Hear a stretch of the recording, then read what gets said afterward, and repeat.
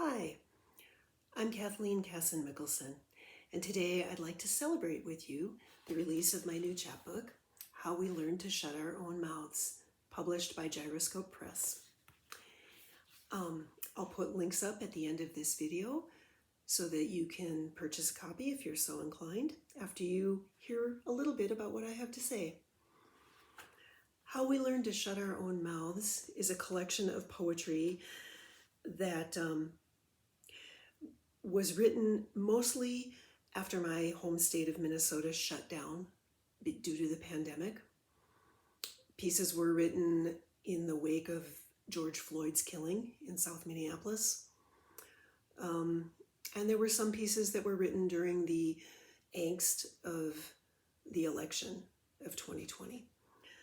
I'll start with the prose poem that gave this collection its title, How We Learned to Shut Our Own Mouths. And this poem is called Practice. Tiger stripe aloes wood beads from last year's visit to Tassajara Zen Mountain Center ring my wrist. Aloes wood is said to calm the body, reduce fear and negative energy. Will it make me less afraid? My fingers rub smooth wood as I remember stillness, uncountable stars at night, footfalls of the bell ringer at 5:20 a.m. to wake us for meditation, shoes stacked outside the zendo, morning coffee sipped in silence, meals with people we'll never see again, burbles from the creek behind our cabin, the narrow mountain path to Suzuki Roshi's memorial. How we learned to shut our own mouths. The next piece I'd like to share with you is the piece that kicks off the collection. This one is called Notes from the Pandemic. This pandemic invites unhealthy laziness as I sit with dark thoughts, wallow in end-of-days scenarios. Who among us will be dead by next year, next month, tomorrow? Blank pages in my journal are impossible to fill. My pen goes back in the too cheerful polka dot mug with other pens, ink gelled in its barrel. I wrap my arms around my knees, look out the window to the southwest. Dark clouds prowl in the distance. Lightning zits, zaps, strobes. Faint rumbles narrate the show. This is what our lives have become. Distant storms, rolling apprehension, air-loaded, still. This morning's news talked about George Floyd's killers, how their body cameras captured his repeated pleas for breath. Meanwhile, the U.S. president crows so many untruths. Listening to him is like hearing a child's first work of fiction. Story arc missing, points scattered, coherence shattered. Who can work at a time like this? I'm drawn to my chair, my bed, irresistible yet comfortless. When the rain begins, I move outside, gather drops on my skin, wish a simple shower did more than wash away leftover grime.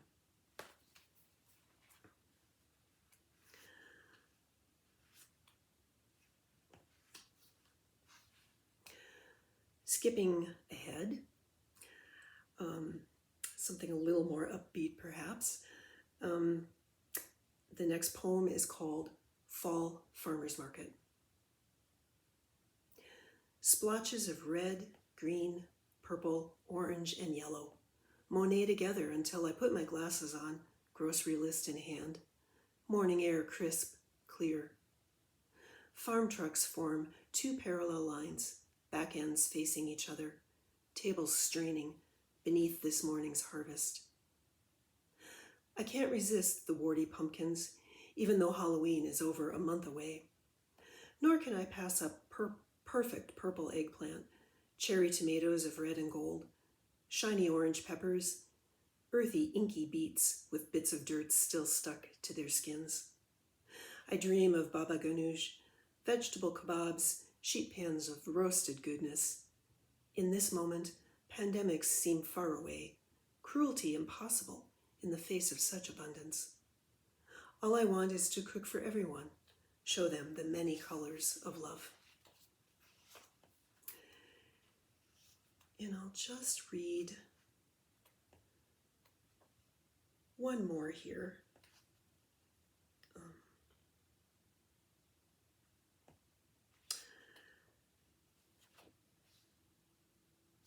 I think this poem was published in December in the December issue of Anti-Heroin Chic, which is a very cool journal. If you haven't seen it, check it out.